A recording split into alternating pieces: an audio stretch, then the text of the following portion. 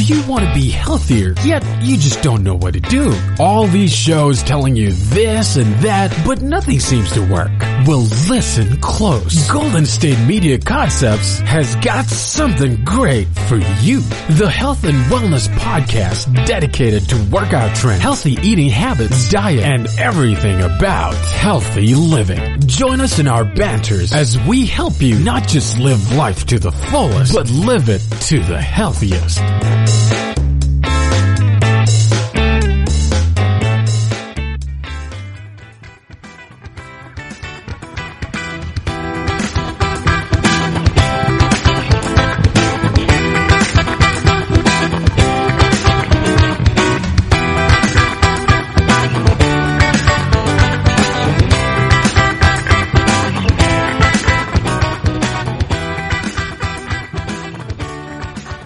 Thank you for tuning in to the GSMC Health and Wellness Podcast, brought to you by the GSMC Podcast Network.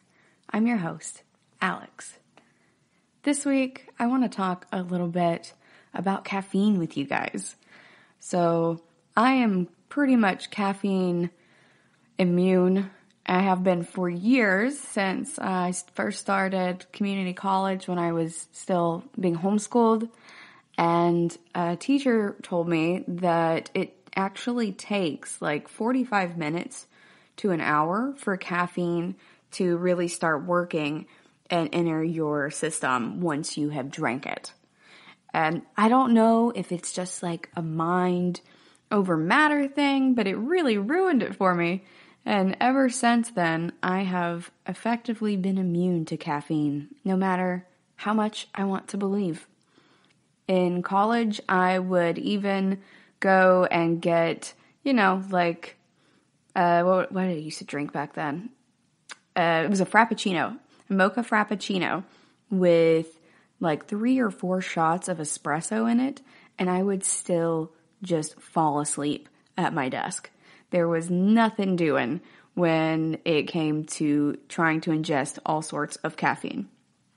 Now that said, I want to talk today about caffeine in general, how healthy it really is, how it really impacts our different systems, and different ways we can consume it.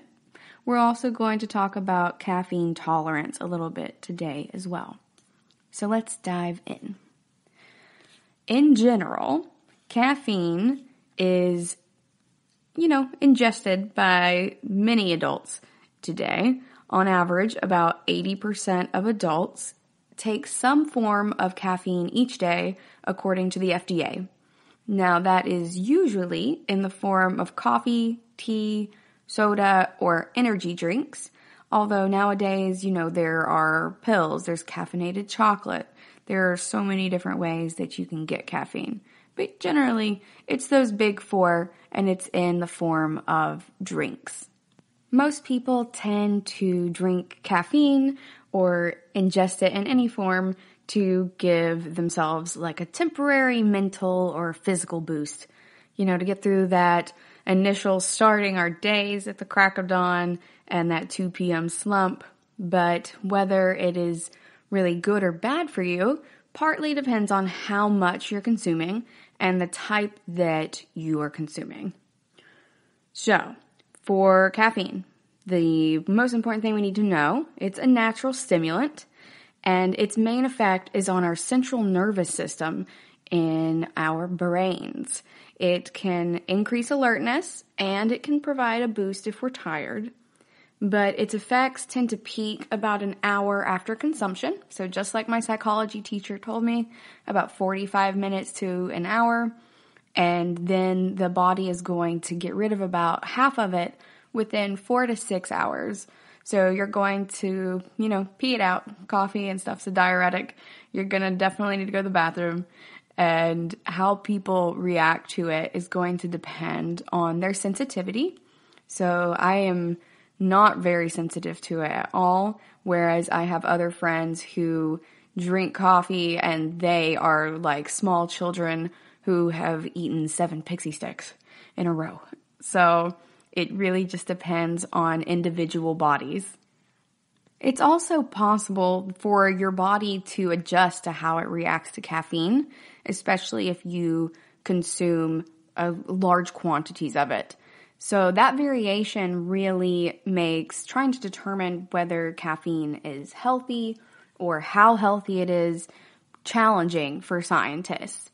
But they have found some really interesting findings, and it affects different parts of our bodies in different ways.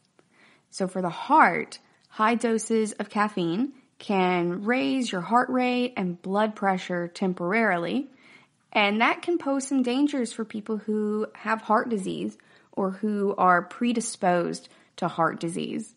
So if you have a history of heart disease in your family medical history, you might want to think about that a little bit or talk to your doctor. They do say that regular consumption of caffeine does not disrupt your heart's rhythm enough to create any dangerous irregular patterns like atrial fibrillation.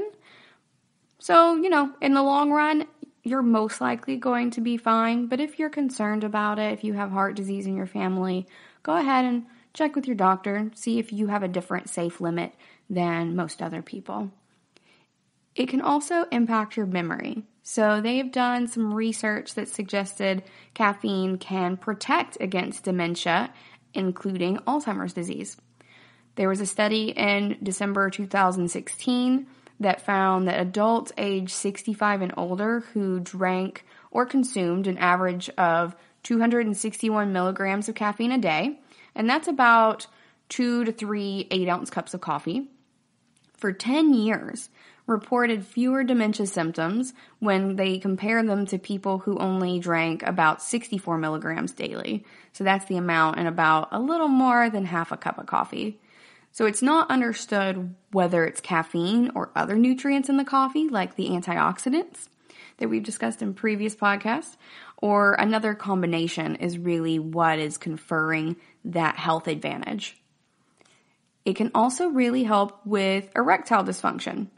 Regular caffeine intake can improve ED, and they did this study in 2015 where they found that daily caffeine intake and rates of erectile dysfunction in men who were part of a National Health and Nutrition Examination survey who consumed daily caffeine equal to 2 to 3 cups of coffee each day were 42% less likely to report ED compared with those who drank less. They also found that effect applied also to men who were overweight or had hypertension. So the connection might be more related to caffeine's ability to increase blood flow, but they're still doing some more research on that to really determine the causal effect. Now, for exercise, they have found that caffeine will improve athletic endurance and reduce fatigue, but the amount studied ranged from 225 milligrams to 600 milligrams, taken about an hour before your performance. Now, the Mayo Clinic recommends no more than 400 milligrams per day, which is about 4 cups of coffee. So, take that as you will. Also, much of this research for the exercise involvement was about high-level athletes, and the type of exercise they performed tended to vary. So it's not really clear how caffeine can help the average person who is not really involved in high-performance athletics. It doesn't hurt to try, but realistically, it probably won't make a huge impact on your results unless, you're super buff and you're into high-performance athletics. And in that case, go for it and see what that does for you. They did say to lose the energy drinks, though. Energy drinks can cause really harsh results on your cardiovascular system because it's really just giving you like a big jolt. And in 2017, they found that healthy people who drank a 32-ounce energy drink that had 320 milligrams of caffeine and 108 grams of sugar, that's a lot of sugar, you guys, were more likely to have an abnormal electrocardiogram after 2 hours and still had mildly elevated blood pressure after 6 hours. So that additional sugar is not great for you. We've talked about added sugar in a previous podcast. And this is a lot of sugar, but also a lot of caffeine. I've seen some of my friends really toss back these caffeinated beverages like Monster energy drinks and stuff like that while they are playing video games. And it's really wild to see how many these people are really drinking and how much sugar it is. 320 milligrams of coffee is like 3 cups of coffee, and they don't recommend more than 4 per day. So that is quite a bit in a single serving. In general, doctors do recommend that you watch your intake. So for most people, consuming caffeine is not going to give you any serious health concerns if you take it within the safe amounts. So no more than that 400 milligrams per day. So 4 cups of coffee, or if you're a tea person like I am, 10 cups of black tea. If you have never had a heart attack and you keep your blood pressure well controlled, then you should be fine with those recommendations. The amount that is considered safe and isn't linked to any long-term effects on blood pressure or heart attack or stroke risk is the general recommendation. And if you've had a heart attack or been diagnosed with heart disease, they recommend cutting that in half per day. So 2 cups of coffee, 5 cups of black tea, no energy drinks really, because that's already about 3. Now your source of caffeine does matter. Doctors say that coffee and tea work really well because they have disease-fighting antioxidants. You know, we have things in there that are going to combat those free radicals, and there's not inherently added sugar in your coffee or tea. That's going to depend specifically on how you take your coffee and tea. So if you don't add too much cream or sugar in there, which add extra calories and fat, then you're not going to, have a lot of those other problems. You're going to really be getting more of the benefits of the antioxidants and just the straight up caffeine. They do recommend skipping soda or reducing your intake. They also have very high amounts of caffeine in a single serving, just like the energy drinks. And they also have all those other unhealthy additives and added sugar. So overall, doctors recommend stick with coffee and tea if you're going to be drinking caffeine, but overall, 400 milligrams per day. So there you go. All right, we're going to go on a quick break. When we come back, we are going to talk about some more health benefits of coffee.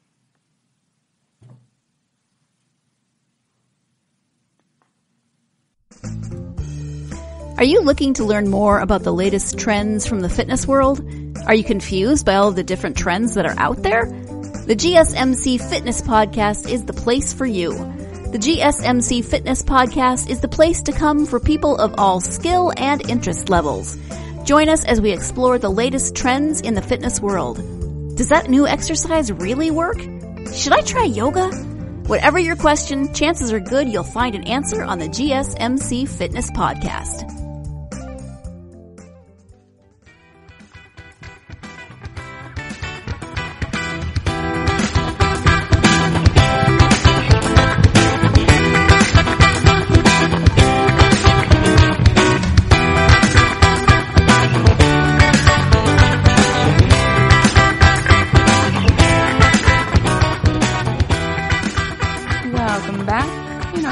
Segment, we were talking about coffee in general. Now we're going to talk about some health benefits as listed by Harvard Health. So, several years ago, everyone was talking about how dangerous coffee was for us, how it could raise our blood pressure, make our heart race, even cause cancer possibly, or cause us to have sleep problems. Now, the World Health Organization has taken coffee off of the possible carcinogen list. That is very rare that happens, but they are finding overwhelming, increasing evidence that coffee may actually be good for us and that doctors might even recommend it for some people. So what's changed? Well, we've talked in a previous podcast about how sometimes our scientific methods and our ability to process data and ways to perform research change over the years. And a lot of that is going on here, where the evidence is really indicating something else at this point. So there are possible health benefits. The good news is moderate coffee consumption, 3 to 4 cups a day, up to that 400 milligrams, has been linked to a longer lifespan. A 2015 study in the journal Circulation found that coffee consumption was associated with an 8 to 15% reduction in the risk of death, just death overall. Larger reductions were among people who consumed a lot of coffee. So, here's looking at you, Grandpa, drinking all that coffee every day. It's actually possibly good for you. Other studies have also found that drinking coffee can confer a reduced risk of cardiovascular disease. So when they say that, they are also including heart attacks, strokes, heart failure, all of those. Type 2 diabetes, interestingly enough, Parkinson's disease, cancers related to the uterus and the liver, cirrhosis, and gout.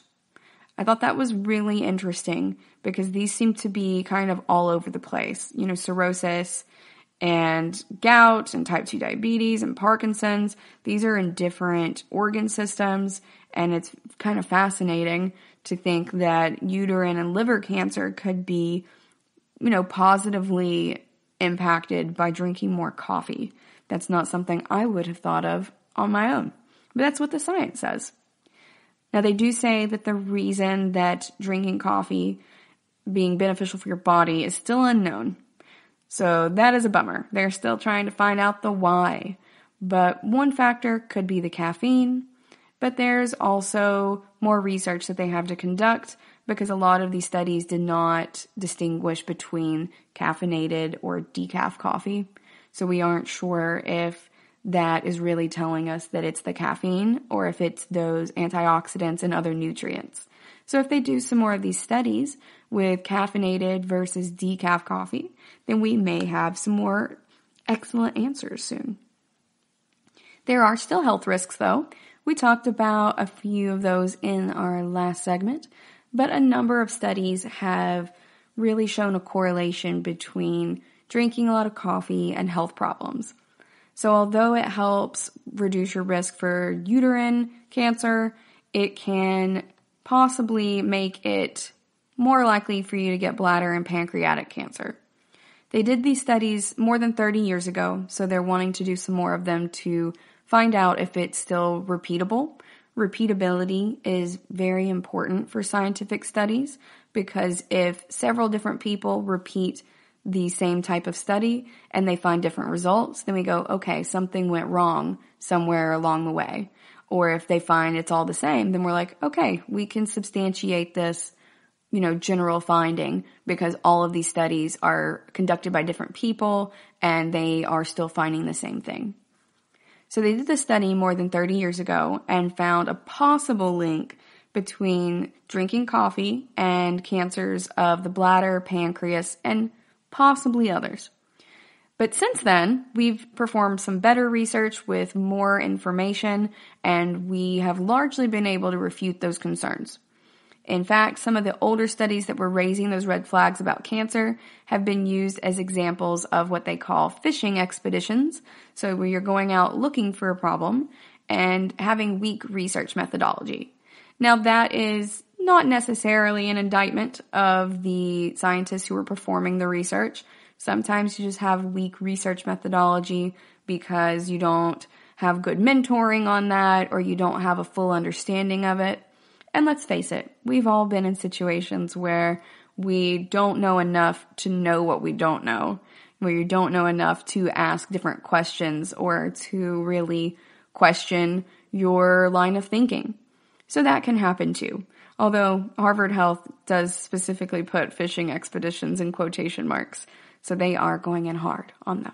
Around 2017, the World Health Organization also released a report that suggested that drinking beverages that have temperatures higher than 149 degrees Fahrenheit could increase the risk of esophageal cancer.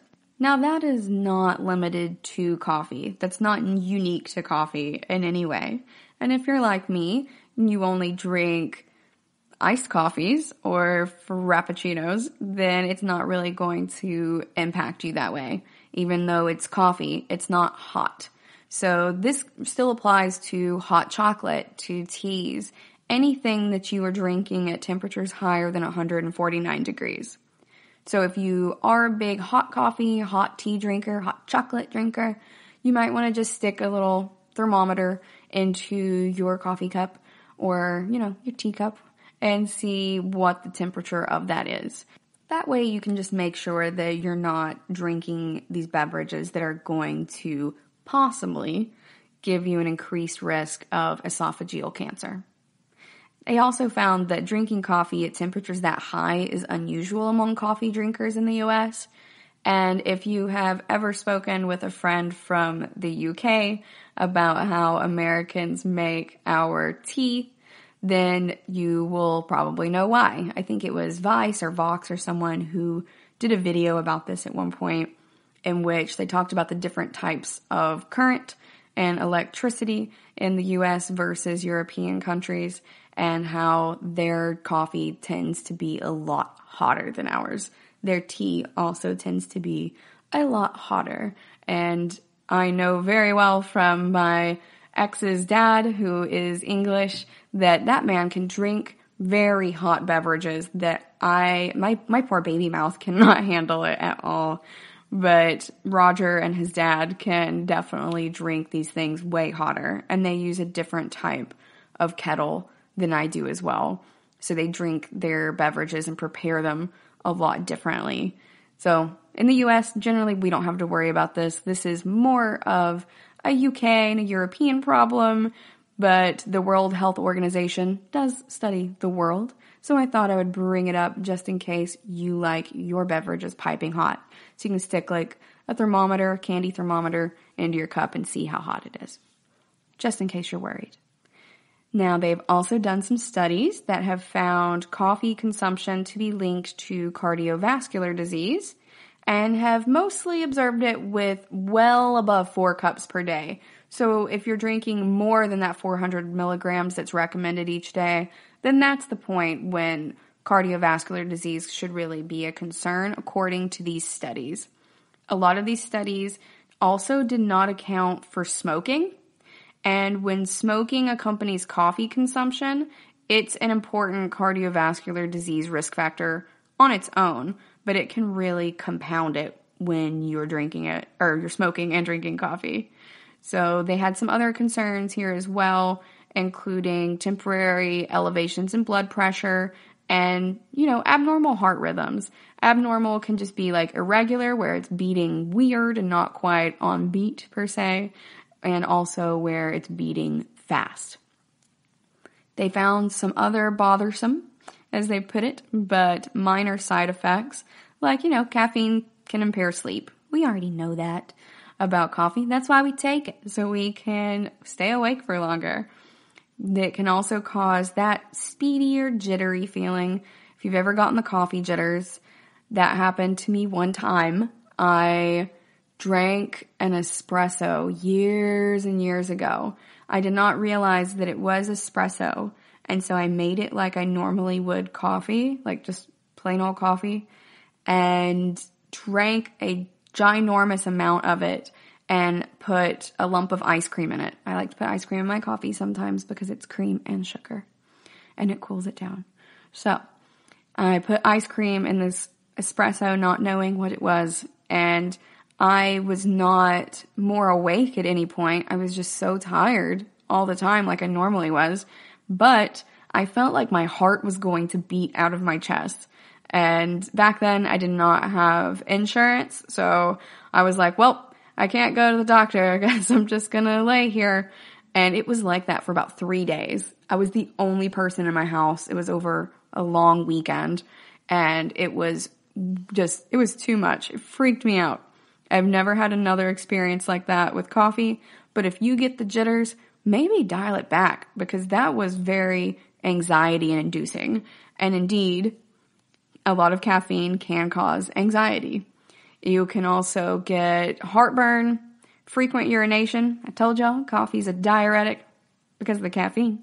and heart palpitations can be problematic for some people who drink coffee.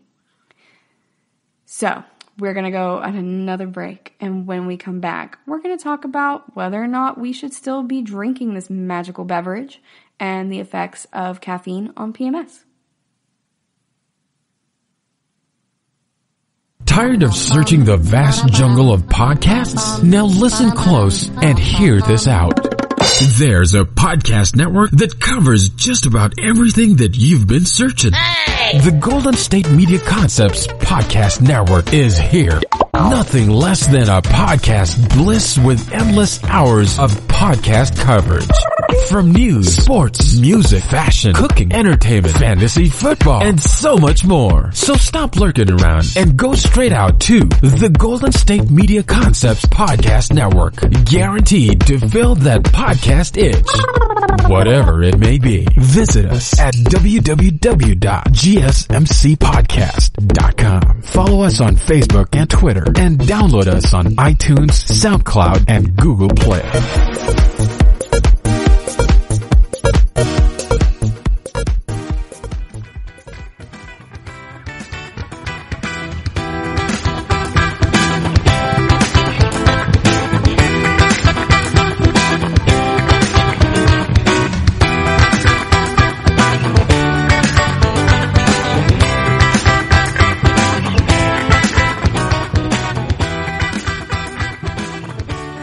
Welcome back.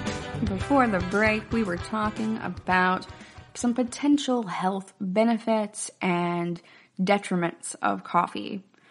Now, we did previously discuss in another segment about how the WHO has recently lifted the coffee ban as it being a carcinogenic food. It wasn't really a ban per se, but just a general warning that they thought it was carcinogenic. But the WHO is not the only organization to include coffee in its list of foods that are probably harmless and maybe healthy. The 2015 Dietary Guidelines Advisory Committee, that is commissioned by the U.S. Department of Health and Human Services and the U.S. Department of Agriculture, they reviewed all this evidence and found that moderate coffee consumption, which they defined as 3 to 5 cups per day, but I would still stick with that, no more than 400 milligrams or 4 cups per day, can be incorporated into, making a healthy diet. So that's a lot of coffee per day. So that's the good news. You can still drink a large amount of coffee per day and be fine. I normally drink 1 iced coffee, those caramel macchiatos per day. The other day I had 4, and it didn't do anything for me. I didn't have any problem sleeping or anything like that, even though I was drinking it all day and night. However, all of that caramel my tummy did not like that. And I made that caramel myself on the stove. It was all right, but I just think my stomach did not like all of the milk and all of the sugar.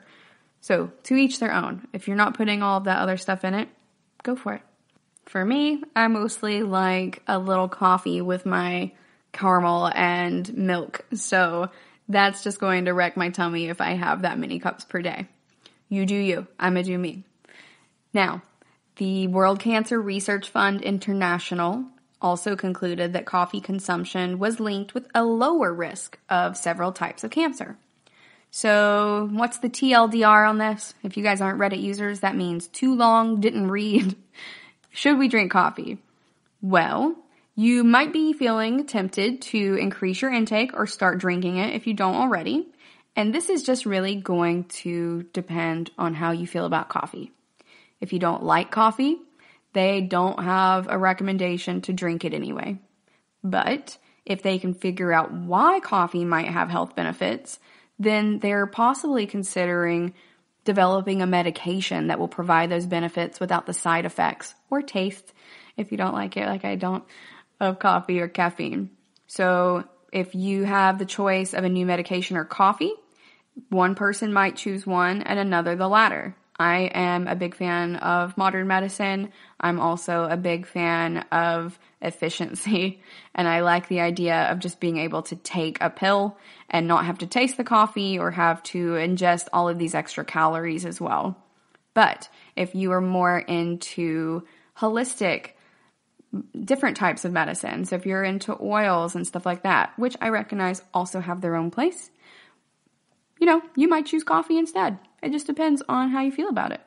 Now, if you already drink coffee and you love it, then I hope you feel good about drinking your coffee and that, you are happy that all of this research has now found that there is no strong correlation between coffee intake and cancer, and that a number of health benefits seem to come from drinking coffee. Now, I don't know if the evidence is powerful enough to really say that you should be drinking more coffee. It depends on how much you're already drinking, I think. Really, I think we should wait and see if these new studies that are going to look at the differences between caffeinated and decaf coffee are really, conferring that advantage. So we need to know whether it's the antioxidants or whether it's the caffeine before I would really safely feel like I could tell you, oh yeah, go out there and drink way more coffee. But right now, I would still recommend not going over that 400 milligrams because that's what the doctors say. It is also worth pointing out that some people are really sensitive to the side effects of caffeine. So if you are sensitive to those and you are prone to getting the jitters or anxious if you drink a lot of caffeine, or you can't sleep very well at night if you have caffeine after, I've heard 5 p.m., but also in my readings I've found 2 p.m. or even noon if you are very sensitive to caffeine, not to drink it after noon. So test that out if it's really something that bothers you and you're sensitive to those side effects, and just dial it back and see if maybe you're having trouble sleeping because you're not stopping your coffee intake soon enough, because we're going by those 5 to 6 p.m. principles instead of, 2 p.m. or 12. Remember, everybody's bodies are different, and that's totally okay. We just have to take these recommendations as general guidelines and then see how our bodies individually are impacted. So overall, just moderate your coffee intake. We don't have proof that drinking a crazy amount of coffee is dangerous per se, but all things in moderation. That's the key, I think.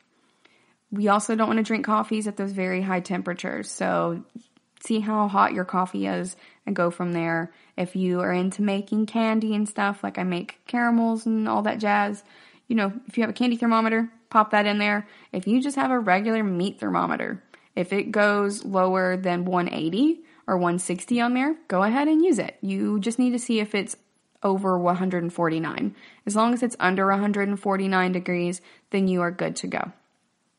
So, in conclusion, we just want to make sure that we consider that coffee used to be considered a cancer risk, but most organizations no longer consider it to be carcinogenic.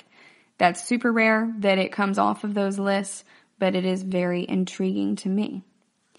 Now, for the effects of caffeine on PMS, I have noted that, a lot of medications have caffeine in them for PMS. Why is that? Also, I tend to crave more caffeine when I am on my period. I am a person who menstruates, and when I do, I'm like, man, now I really want a soda or a tea or a coffee. And I don't even put sugar in my tea. I'm just craving, I think, the caffeine at that point, maybe. Even though it doesn't seem to do anything for keeping me alert, it seems to have another impact on my body. So what does this really do to us? Well, when we get coffee or caffeine, any form of caffeine in our body as a stimulant, it interrupts the function of one of those neurotransmitters, in this case, adenosine.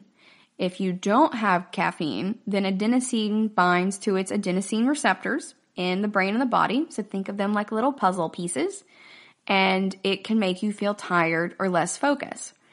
But when you drink caffeine or imbibe it in any way, it's going to compete with that adenosine for those same receptors. So it's like how a lot of puzzles use the same cutouts, but they're just different pictures, but they have all of the same shapes. So they just are essentially stamping out these same shapes, these same puzzle pieces over top of all of these different pictures. So you could theoretically take one puzzle piece from one company and put it into another puzzle which I think is really funny. I've seen a lot of things on the internet, just images where people have done that and mixed together some puzzles. In this case, it's the same way. Generally, these receptors and these neurotransmitters have their own shapes, but there are other types of, chemicals that can bind to those same receptors. So in this case, caffeine is really about the same shape or similar enough shape with adenosine that it can bind to adenosine's receptors. And then that's going to lead to stimulation in your brain and spinal cord. And by stimulation, we mean feeling like you have more energy, whether that's, positive energy or if you're experiencing it as jitteriness. Other people also get headaches, and we talked about anxiety as well. But that's generally how that works. Adenosine makes you feel tired and have a hard time focusing, and caffeine coming in there and just bogarting those receptors is going to have the opposite effect. Now, for caffeine and PMS, that's kind of a mixed bag. And by PMS, I mean menstruating. So I should not be calling it PMS. PMS and menstruation are two different things. But people who experience premenstrual syndrome, so who do experience PMS, should avoid caffeine. They found evidence that women with PMS tend to consume more caffeine than people who do not have PMS. On the other hand, there are studies that say there's no association. So who knows right now? They're still searching through all of this information to find the truth. Or the facts, really. So caffeine intake and PMS, generally is associated with fatigue or depression. In general, people who are in the second half of the menstrual cycle, so that's after ovulation, are going to have a slower response time to cognitive tasks. And they found that women with PMS performed not as well on psychomotor tasks during the second half of the cycle as compared with the first half of the cycle, which is, just before and up to ovulation.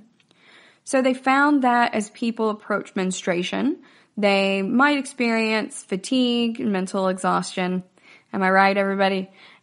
If you have experienced PMS, you know what I'm talking about. Sometimes I'm just like, why am I so tired? And I'm like, oh yeah, my ovulation cycle. That would be why. I'm just exhausted because of the way my body works.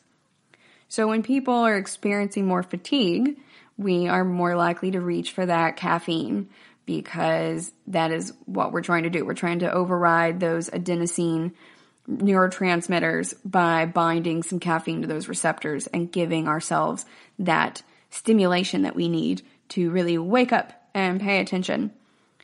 Now, women who consume high amounts of caffeine may also practice other behaviors like smoking that are also associated with PMS. So they think that that can lead to kind of a false correlation between caffeine intake and premenstrual syndrome. So they're not sure whether caffeine intake can cause PMS because they're not really sure if exposure to caffeine can lead to the outcome of premenstrual syndrome. You know that it might be correlated, but there are so many other variables in there that weren't controlled for, like smoking, that could be causing that problem as well. Smoking, nicotine is going to keep you awake. That's what it's there for. It's going to give you that little jolt of energy too. So they're not sure if it's causative or just merely correlated. They found one study that looked at caffeine intake before diagnosis of premenstrual syndrome, and they found no associations there. So take that as you will. If you, like me, tend to feel more fatigued during the first half of your menstrual cycle, then they do say that having a little bit more caffeine can be a good option for you. You just want to make sure that you're not experiencing any negative side effects. Like if you are drinking this caffeine to help deal with the fatigue in the daytime, but then you're not able to sleep at night because you've had too much caffeine, then really you're just entering into a positive feedback cycle and kind of shooting yourself in the foot. In addition to caffeine though, you can also try eating more iron-rich foods. So more of those dark leafy greens, just to go ahead and get you some more iron in your body. Premenopausal women have been shown to benefit from getting more iron in their diets. They say iron supplementation. You guys know, as I've discussed before from my conversations with dietitians and nutritionists, that we really want to get most of our, nutrients and our vitamins from our actual food and beverages and not really supplements. But they found that premenopausal women who have taken iron supplements, particularly during menstruation, it can really help them out quite a bit. However, if you have ever taken iron pills as supplements, you know that they have a really kind of gross aftertaste, and then you can also end up burping that up again later. It's so gross, and I don't like the taste of it. So keep that in mind. I prefer to get my iron from my food. I do tend to have lower iron, but they also put that in some birth controls. So you can get like iron fortified birth control as well, and it doesn't taste gross like that. It does not have any of those same, gross, it's not really a side effect, but an after effect really. So you can try something like that, talk to your doctor about that, or just look for more foods that have a lot of iron in them. You can get that from red meat, chicken, tofu, if you're more into tofu, lentils. Some dried fruits even have it, and then fish like tuna. If you are so entirely fatigued, though, that you feel like you can't get out of bed in the morning or stay awake during the day, then you may actually have anemia or depression. So it's important at that point to talk to your doctor. PMS can really make us feel super tired, but if you are just like, I am just way too tired all the time, you can start by trying to eat more iron-rich foods. And if that is not helping, go ahead and talk to your doctor. You might have anemia or depression, and you're going to need more than just, a couple of leafy greens to help fix that. We're going to go on another break, and when we come back, we are going to talk about migraines and coffee. The GSMC Life and Happiness podcast takes you on a journey of exploration. We'll discuss tried and true methods alongside the latest trends of how to best live your life to its fullest and happiest. From psychology to meditation, science to self-help books, the GSMC Life and Happiness podcast will help you to discover what makes you happy and how you can live life being the best you possible. Download the GSMC Life and Happiness podcast on iTunes, Stitcher, SoundCloud, Google Play, or anywhere you find podcasts. Just type GSMC in the search bar.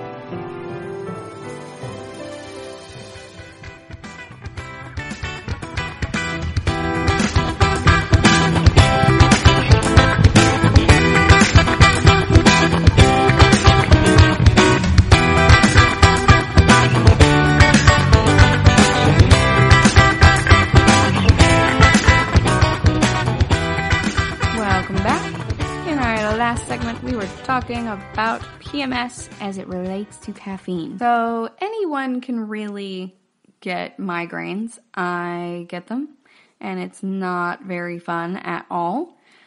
And, it impacts a lot of people. It is one of the biggest problems in the U.S. that is like an ongoing health issue, or really a recurring health issue. Now, that said, one of the number one causes of headaches in the U.S. is coffee. Don't panic. Don't panic. It's a lack of coffee. So for people who regularly drink coffee, if you miss a cup of it or you delay having your cup to a different time of day, it can trigger a caffeine withdrawal headache. So I know a lot of us, when we have these headaches, we go, okay, do I need more caffeine, less caffeine, more water? Did I drink too much water?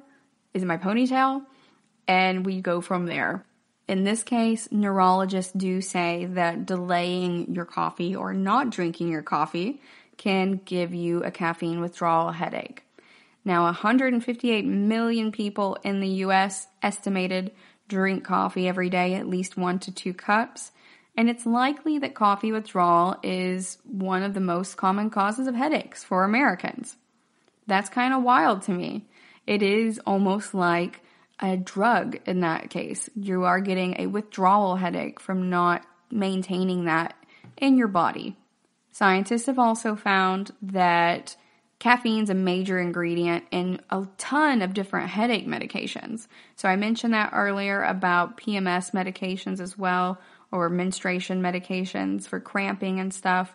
So anything over the counter like Excedrin, that has caffeine in it. And there are other ones that are even more powerful that are not over the counter.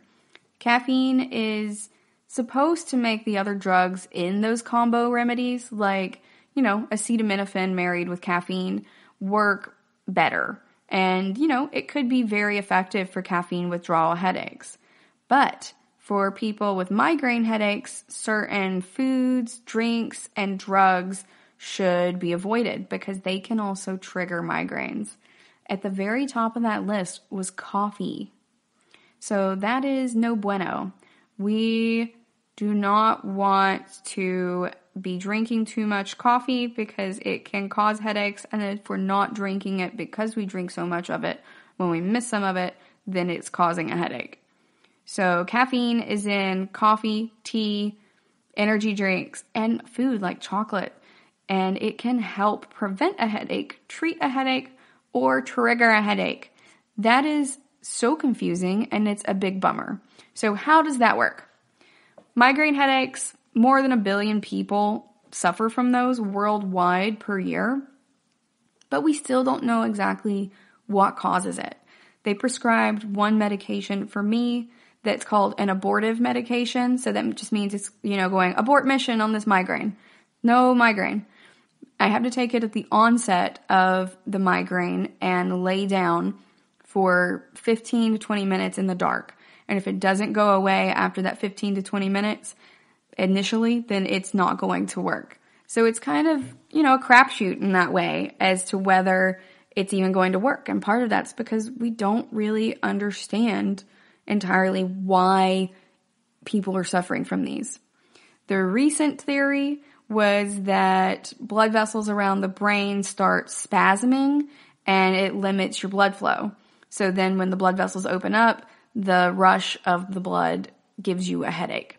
Now they're not so keen on that theory.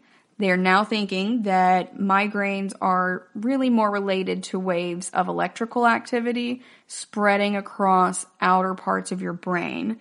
And that is in turn causing inflammation and overreactive nerve cells that are just essentially freaking out and sending these pain signals that aren't really called for. They still don't know what causes that in the first place, but that is the predominant hypothesis right now. Migraines do tend to run in families. Indeed, my mother gets migraines, and I do too. It is not fun, but hers are triggered by different things than mine are, which I found to be very interesting. There are medications that I can take that she can't because they cause headaches for her, but not for me. Whereas she will drink different things and she's fine, but I can't drink certain types of things or it's going to trigger a migraine for me.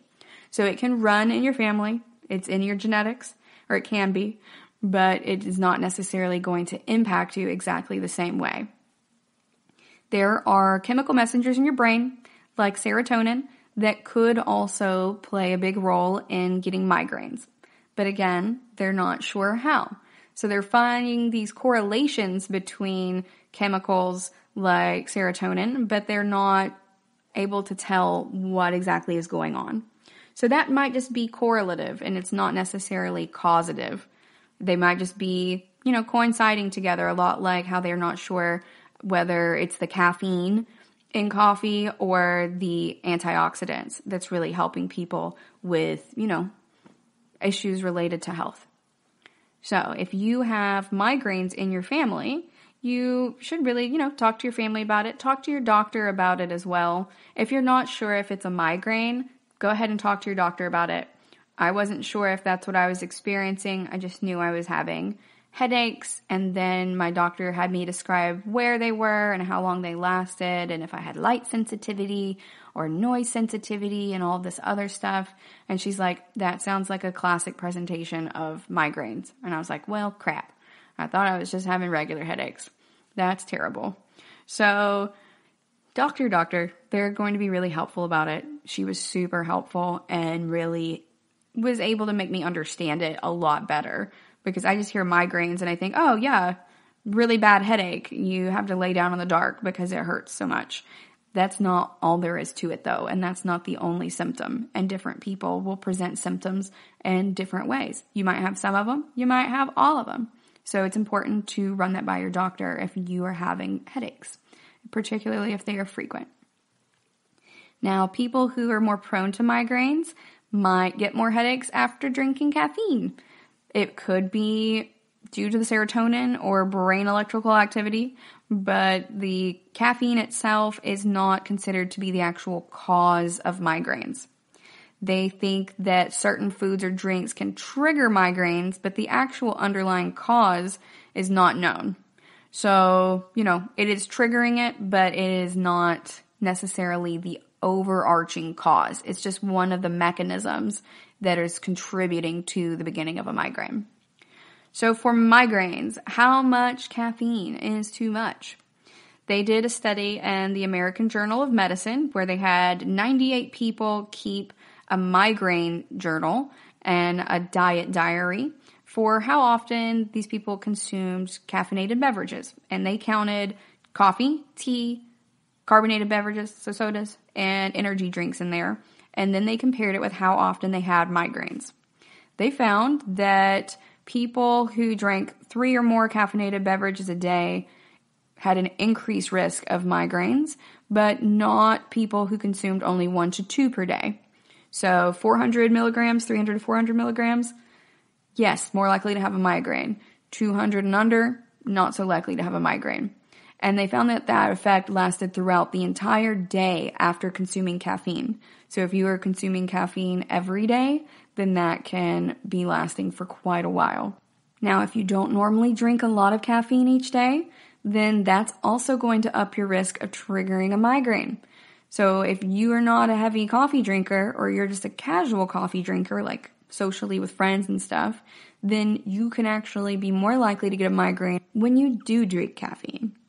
So they have found a link between caffeine consumption and migraines, even when they controlled for other variables like drinking alcohol, how much physical activity people were getting, and how much sleep they were getting. They also found that link regardless of whether each of those people believed that caffeine was triggering their headaches or that it could trigger their headaches.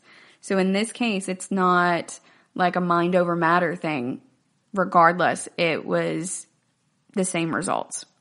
Now, they did find a weakness in that study because they didn't measure the actual caffeine consumption.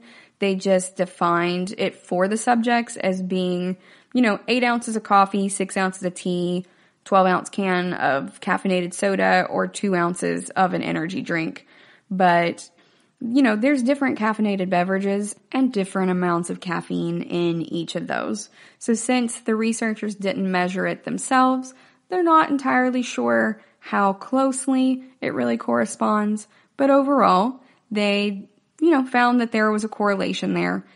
If you get an 8-ounce serving of coffee from Starbucks, it can have twice the amount of caffeine as a similar size from like one of those Keurig K-cups.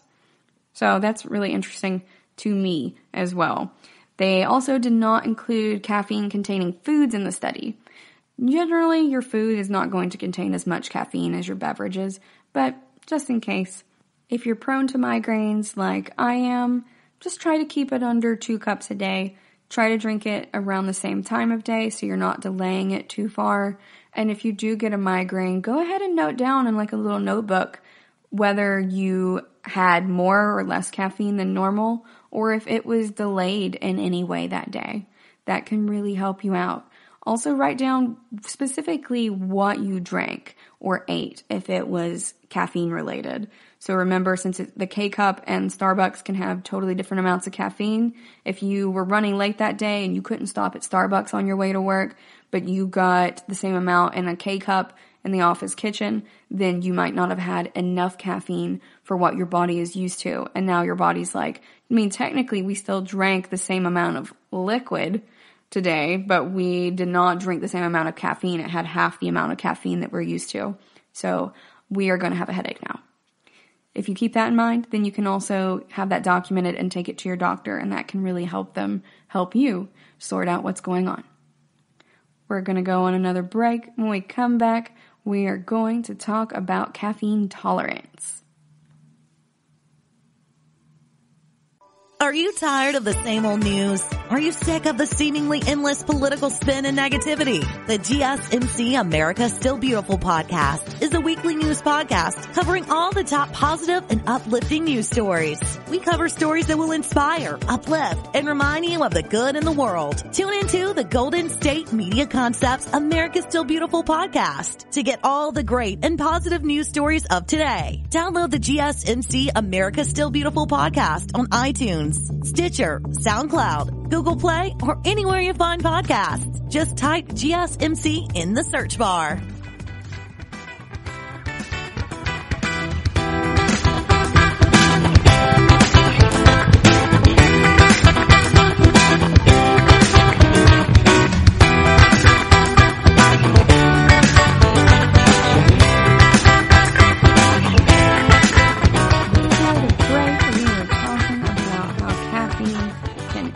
If we have migraines.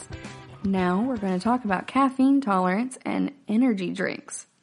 So, caffeine tolerance is commonly just a colloquial term used with association to caffeine use and how different people respond to a dose of caffeine. That is different from caffeine sensitivity. So tolerance, you acquire that over time. So you're building it up and going, okay, I'm not feeling the kick from that one cup of coffee anymore. I need at least 2 to 3 cups of coffee to really get the caffeine jolt that I need. Or, regular coffee isn't cutting it anymore. I need espresso or nothing. It's not going to do it for me if I don't have at least espresso. So in this case, that would be coffee tolerance or caffeine tolerance. Caffeine sensitivity really refers to your genetic predisposition to process caffeine molecules. And that can be different for each person because, again, it's genetics. So for caffeine tolerance, that's really what we're going to focus on now. Anyone who has, had caffeine for the first time, or if you have quit caffeine for a long time, now you have a 0 tolerance to caffeine and you kind of have to start over. Your sensitivity is still going to be the same because that's the genetic predisposition and that's really the nature component, whereas the tolerance is the nurture component. It's how much we are really affecting that ourselves as we go along. Caffeine is not naturally produced by our body. It's not an essential nutrient either. You may argue that out with me if you would like on our Facebook, Twitter, Instagram pages, but it is theoretically, according to science, it's science, you guys, not naturally produced by our bodies or even needed. You could live your whole life without caffeine and still be fine. Having no tolerance is when the caffeine is going to work the best for you. It's going to help give you feelings of euphoria. You're going to be really alert. You can have, really positive feelings at that point. You'll feel increased energy and motivation. You can take on the world when you're on caffeine if you have not been taking it for a while.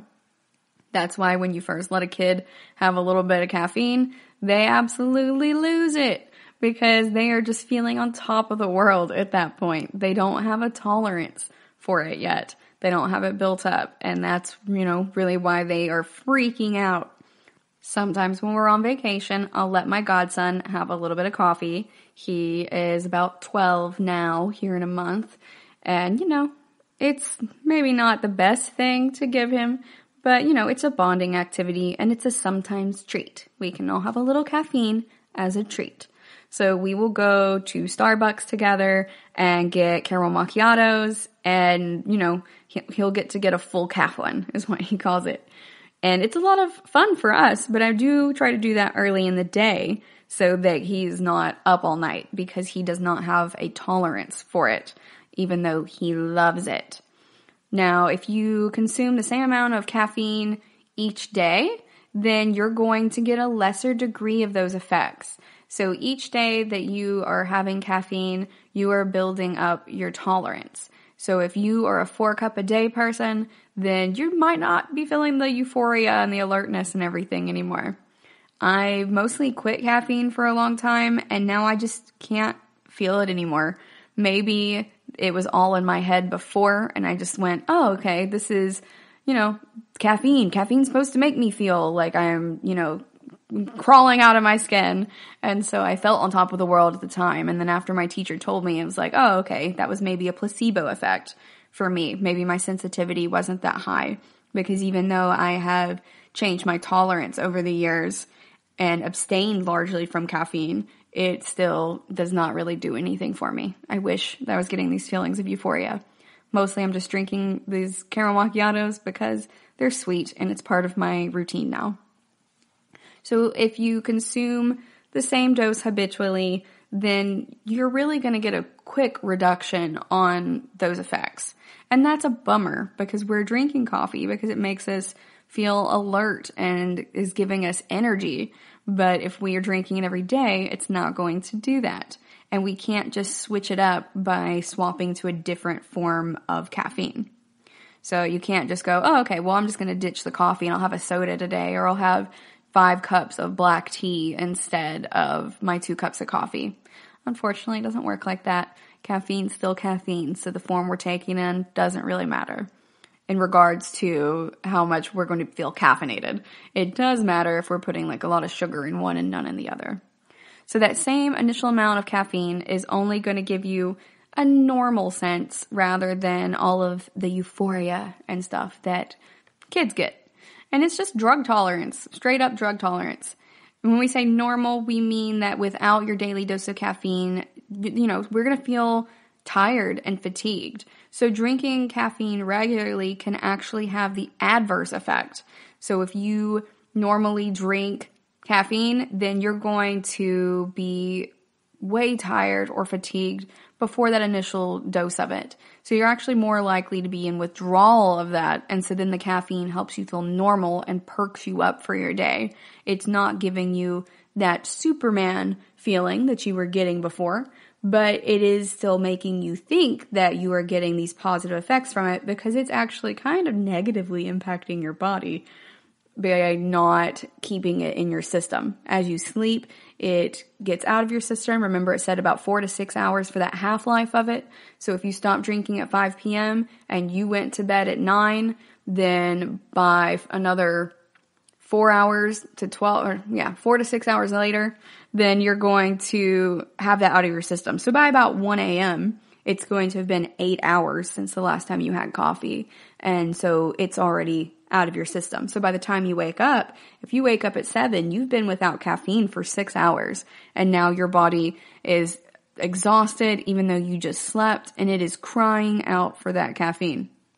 That's why then you feel normal when you drink it. If you've ever had a friend go, oh yeah, I don't feel normal, or I don't feel me till I drink my coffee. Well, that's why. Your body is getting kind of dependent on it in a way. So how fast does your caffeine tolerance happen? They've done a few different studies on this and have found that you can increase your caffeine tolerance after just 1 to 4 days. That is crazy. That is such a low amount.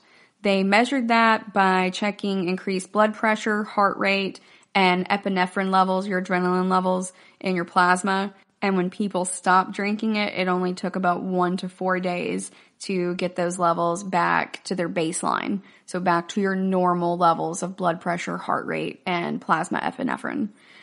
So they did another study and found that caffeine tolerance happens partly because our brain quickly develops more adenosine receptors to make up for the ones that are being blocked by the caffeine molecule. So remember, those receptors are there to take up adenosine, to fit in that puzzle piece of adenosine that makes us feel tired. And we don't want to feel tired. We want to feel energized and enthused. So we drink more coffee. But then our body is like, wait, no, you do need sleep though. You need to feel tired, because it is, me telling you as your body that we need a break. And so when we don't take that break, our body's like, well, guess I'm going to have to make this more clear. I'm going to make some more of those adenosine puzzle pieces to go and make up for all of the ones that are being blocked by the caffeine. So that way adenosine can bind to those receptors. That is crazy and kind of a big bummer because essentially the more caffeine you drink, the more tired you're going to feel for a lot of the time because your body is just going, sleep, dadgummit, just sleep. And I totally get that. They've also done studies regarding kids and people of all ages who get lost in the wild. And they found that people are more likely to survive being lost in the wild if they are about 5 to 6 years old. And that is because children will listen to their bodies. And when they are tired, they will go to sleep. When they are hungry, they eat. When they're thirsty, they drink. If it's raining, they just seek out shelter. They just listen to their bodies and they're more in tune with them than adults tend to be. As adults, we're more like, oh no, we're on a timeline.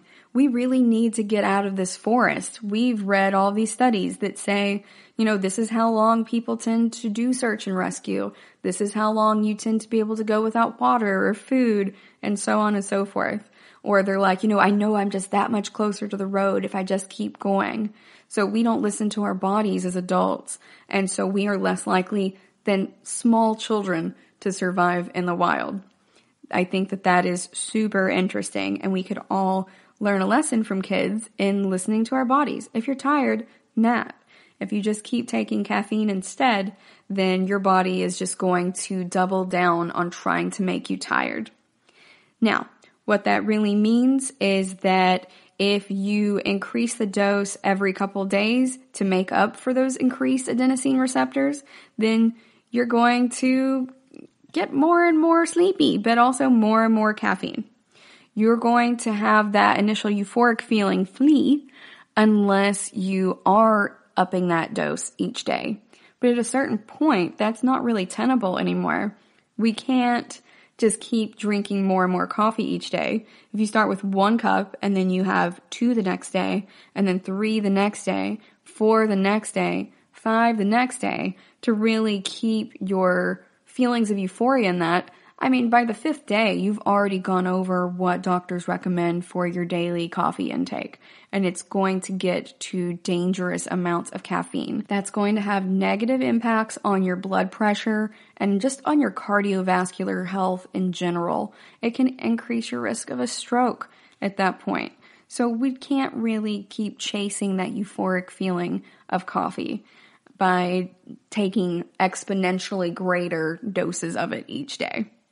A lot of people know that an entire pot of coffee might be too much, and, they'll just settle for that normal feeling, but, you're still not going to have a good balance of adenosine receptors to adenosine neurotransmitters versus the coffee or the caffeine, really, trying to bind to that. It can be destructive and even deadly if you keep chasing that. I had one friend who was working really hard while they were in high school and doing all their extracurriculars and trying to have really good grades, but also working a full-time job. And they had a heart attack at age 17. It was because they were drinking so much caffeine all the time. They were drinking those energy drinks. And as we discussed earlier, one of those has about 320 milligrams, which is a little bit more than 3 cups of coffee. And if you're not supposed to go over 400 in a day, but you're drinking 5 energy drinks in a day and you're just sucking those back, it can have long-term effects on your health. And it can have immediate short-term effects on your health. Not necessarily like immediate right after you drink it, but if you are drinking enough of it steadily, it can cause some really bad problems. Literally 17 years old with a heart attack is nuts, particularly because this person was very physically active as well. They were in good shape. They were working out and everything all the time. They were involved in sports as well, and they still had a heart attack just because of the caffeine. The rest of their body had set them up for success, but all of that caffeine just really essentially punched their heart in the gut, more or less. It was too much for them. So you can reset your tolerance though. So if you just really love your caffeine and you want to reset that tolerance, you can do that.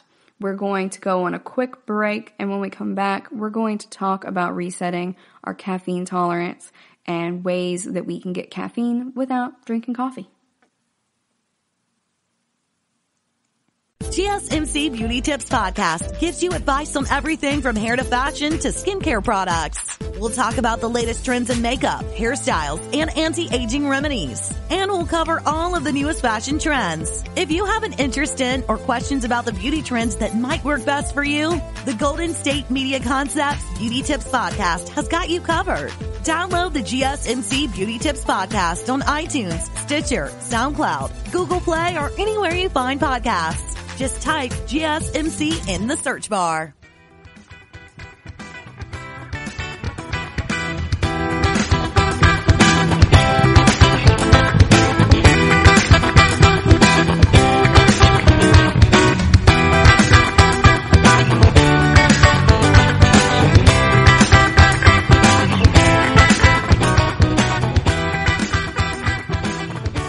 Welcome back. In the last segment, we were talking about how caffeine tolerance works. But if you really love caffeine and you want to reset that tolerance, you can do it. You can do a caffeine detox to eliminate that caffeine from your system. That's going to really return you to normal, non-caffeine functioning. But the bad news on that one is it can take anywhere from 2 weeks to 2 months, depending on how much caffeine you're consuming daily. So if you're trying to go from, those crazy amounts of energy drinks a day to getting a full caffeine detox, that can take you a long time. If you are only a 1 or 2 coffee drinker a day, then that's not going to take you nearly as long. It's just, really resetting your body and how high your blood pressure is and all that jazz. It takes a while for those effects to dwindle. As we said in the last segment, it can take 1 to 4 days for that to change and for your tolerance to dwindle after you've had just 1 cup of coffee. So imagine if you were drinking more than 4 cups a day. That's going to take quite a bit of time to really help your body get used to that. And then also your body's having to make the appropriate amounts of adenosine receptors at that point, as they are no longer being taken up all the time by those caffeine molecules. So when that happens, you may also feel very tired, and it's going to make you maybe a little grumpy as you are coming off of caffeine. It is essentially a drug, just like any other drug. Now, if you are doing caffeine consumption occasionally, then that can also help you avoid caffeine tolerance just by not developing it in your body in the first place. If you only consume caffeine every now and then, like when you are exceptionally tired or you have a test or something like that, then you're going to get those desired effects of euphoria and, just feeling really jazzed and energized and being able to focus more every time. But that is also probably the healthiest way to use caffeine, only as needed. We don't really take ibuprofen every day just because our joints hurt periodically. I mean, unless you have a disorder that requires that. By all means, do what your doctor said. But in general, people do not tend to just take ibuprofen each day, no matter what. We take it when we have a symptom or we have a need for it. So if you take caffeine only when you really need that jolt and you're not having it every day as just your routine habit, that's going to be a lot healthier for you. And it's a lot more normal of a use for it when you really do think of it as the drug that it is. If you only consume caffeine about once or twice a week and you have multiple days between each dose, then that can really help you not develop a tolerance and you can still enjoy it. You still don't want to drink it too late in the day because it has a bigger chance of causing some sleep problems for you if you don't have any tolerance for it. So you just want to be careful with that. By preventing your caffeine tolerance from ever taking root though, or by resetting it, even if you just do that periodically, then a smaller dose of 1 to 2 cups, so up to 200 milligrams, will give you the same effects that I described in the last segment, where you're getting euphoria and you're feeling super motivated and you're feeling more alert. And you'll get that again instead of larger, more dangerous amounts. It's just, the key here is to avoid habitual caffeine consumption. So if you're a big tea drinker, maybe swap to a non-caffeinated tea. and maybe, kind of avoid drinking them after a certain time of day. Go back to not drinking it after noon. If you feel like you want that jolt in the morning, go for it. But if you're doing that every day, even if it's just the one, then you are going to build that caffeine tolerance. If you want it to remain effective as something that is going to perk you up and keep you awake and help you focus, then you really can't drink it every day, and you need to substitute in something else. I like water. I think that is a good one to sub in for it. I know it's not as flavorful, but I made some cucumber water the other day, and it's super tasty. It's in my fridge right now, and that way it has a little bit of flavor, and it's not just plain water. You can try something like that too. Put some watermelon in there. Just some type of fruit or vegetable that you enjoy the flavor of without adding sugar in it. And that can really help you feel like you're drinking something that's not just plain water in between, your days where you're having coffee.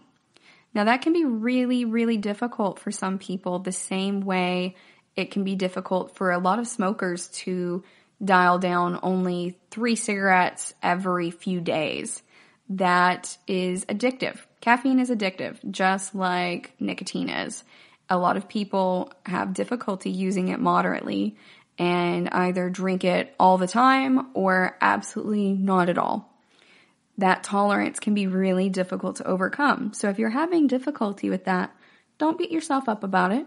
You are on your own journey, and that is okay for you to not do it immediately. It's okay to take a little bit of time to sort out how you are going to really dial this back and to do it on your own timeline and in your own terms. If you'd like help with it, you can also reach out to a doctor or maybe do a buddy system with a friend where you both try to help keep each other accountable for that in a positive way. We don't want to beat each other up about it, but we do want to be like, hey, have you had caffeine today? Or, have you had 3 glasses of water today instead? Instead of focusing on the caffeine component, you can start focusing on the water component and upping your water intake. So instead of reaching for caffeine each time, you're reaching for water. And that way you're not focusing on the lack of caffeine, but rather the increase in water. And that can be a little bit healthier for your brain to focus on. If you do have a caffeine tolerance, it might be a good time to go ahead and try to reset it. It's 2020. We're in February now, but that doesn't mean we can't make new resolutions. I'm not a big New Year's resolution person because I like to, promote growth in myself all year round. I am totally down for people who do love New Year's resolutions, but I just think that, if I want to decide to change my behavior, I don't have to wait until, another 11 months roll around to do that. I can decide that at any point, and I'm going to do it now. So if you also believe that, then, maybe try a caffeine reset just as a challenge to yourself. Sometimes I like to challenge my willpower just to prove to myself that I can and that it exists. Just like sometimes I will ride roller coasters even though I am terrified of mechanical failure. It's not so much the height, it's the mechanical failure possibilities. Even though that doesn't happen very regularly. Fears are rational. So, that's one of my irrational fears. But I will still ride a roller coaster just to prove to myself that I have the willpower to overcome that fear. That is just one of my weird quirks, but I find it to be very helpful and reassuring because I can go, you know what, I've done this before, I can do this again. So if you would like to do a caffeine reset, I am here for you, and you are welcome to hit me up on Twitter, Facebook, or Instagram at the GSMC wellness accounts to talk about that further. If you do your reset, you can decide if caffeine is going to play any part in your life in the future just by understanding that you do have the ability to control how much you consume. I believe in you, and it may be very difficult at the beginning, but if you choose to dial that back, I know that you can, and you can do it in your own time. It took me like 6 months to quit sodas, and everyone around me was like, wow, what are you doing? Why are you dialing that down from Dr. Pepper to a Coke to a Sprite and now juice? Like, what kind of weird program is this? And I'm like, well, it's not anybody else's diet. This is just the way that my body is more comfortable doing this. I'm weaning myself off of the sugar and then off of artificially colored beverages. And then I wean myself off of, added sugars.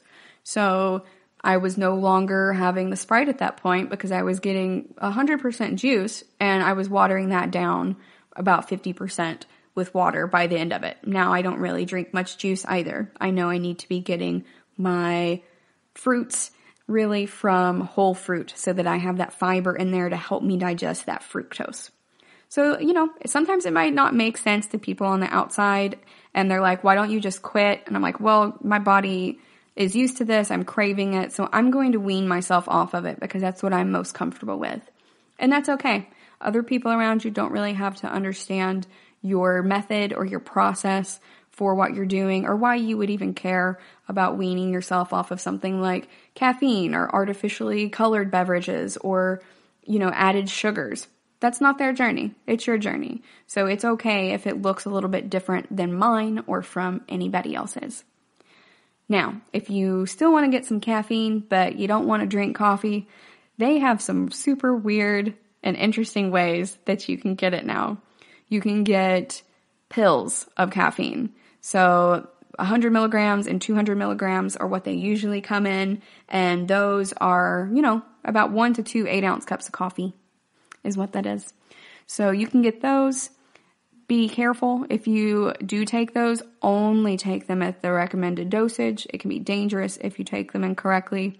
They also have vape pens that have caffeine in them, and it's very interesting to me. These have like 2 milligrams per puff, and a typical serving is about 20 to 40 milligrams, which is about the same as a can of soda. So you could try that if you wanted to. If you're trying to quit both smoking and caffeine, you can, vape caffeine, I guess, and wean yourself off of it that way by counting the amount of puffs that you are taking. I'm not into inhaling caffeine, but it is an option for people out there.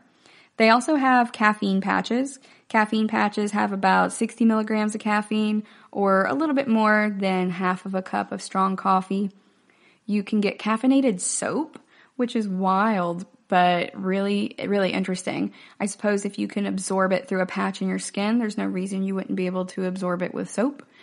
The average caffeinated soap bar has about 2,400 milligrams of caffeine, but if you ask an expert about how long it would take and how much you would get from that, then they say it would take about 4 hours to get anywhere between 4 and 42 milligrams to get into your bloodstream by going through those capillaries and everything.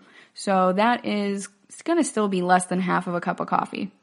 So I don't think that would really be super feasible for keeping you caffeinated. It seems to be more of a fun novelty item to me, but that's just me. They also have caffeinated chocolate. A bar contains about 100 milligrams of caffeine, or the same amount as a strong cup of coffee. We want to make sure we're not getting a lot of added sugars as well in general. If you are like me, I totally respect if that's not your primary concern right now. But you can get a bar for about $5, $5.50 on Amazon. And there's a brand called Awake Caffeinated Chocolate. That's the one that you can get on Amazon. I haven't tried it myself, so I don't know what it tastes like. It appears to be milk chocolate. And it seems more expensive than coffee in general. So keep that in mind as well. They also have coffee gummy candies like they do for a lot of CBD stuff nowadays. And each of those candies has about 50 milligrams of caffeine or half a cup of coffee's worth.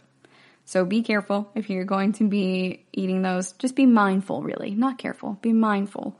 If you get a bottle of like 50 cubes of those, then it's going to cost you $32, more or less, on average. So keep that in mind as well. There are all kinds of ways to get coffee, but they're not all cost effective and they're not all as efficient as coffee as well. So if you're trying to quit caffeine, you might consider some of these as part of your step down program, or you might, just not enjoy coffee and just need a boost every now and then you can chew a stick of caffeinated gum or get a caffeinated hot sauce. I don't know how I feel about that one. But they do have a caffeinated hot sauce, and you can put it on your hot wings. It has 12 milligrams of caffeine per teaspoon. So it's not that much, but that is per teaspoon, not per tablespoon. And I don't know about you, but I tend to drench my wings in hot sauce. So definitely maybe measure that out before you eat all that, just to make sure that you're not getting an absurd amount of caffeine. If you put 3 teaspoons of that on your wings, then that's the equivalent of like a 16-ounce soda that is caffeinated. So be very mindful in that way. There's also powdered caffeine, but that is kind of dangerous. If you take a teaspoon of that, that's the same amount of caffeine as about 47 cups of coffee. That is way, way over the recommended daily amount of coffee or caffeine in general, and the FDA has actually warned people about that because it's difficult for consumers to measure out safe doses of it, since there's so much in a single teaspoon and we don't really have a smaller unit of measurement for that in the US. That can be very, very dangerous. So be very mindful about how you're intaking your caffeine. I would advise against the powder one for sure. But if you're wanting to, lower the amount of caffeine, you can do a step down program. You can get caffeine in all kinds of different manners. I would advise against energy drinks as well, unless that is the only one that you're getting that day. If that's your only dose of caffeine that day and you are not going to have any other caffeine and you're having a single energy drink, then, okay. But keep in mind that it has a crazy amount of added sugar to it as well. And it is going to have the equivalent of over 3 cups of coffee in a single energy drink. So just be mindful of that if you are selecting different ways to imbibe caffeine. That's all I have for you guys today. I hope you've learned a lot with me. Thank you for listening to the GSMC Health and Wellness Podcast, brought to you by the GSMC Podcast Network. I'd like to ask that you please remember to subscribe to the show, and writing a nice review always really helps us. Also, if you can please follow us on Facebook, Twitter, and Instagram, I'd appreciate it. Thank you kindly, and have a good night. You've been listening to the Golden State Media Concepts Health and Wellness Podcast, part of the Golden State Media Concepts Podcast Network. You can find this show and others like it at www.gsmcpodcast.com. Download our podcast on iTunes, Stitcher, SoundCloud, and Google Play. Just type in GSMC to find all the shows from the Golden State Media Concepts Podcast Network, from movies to music, from sports to entertainment, and even weird news. You can also follow us on Twitter and on Facebook. Thank you, and we hope you have enjoyed today's program.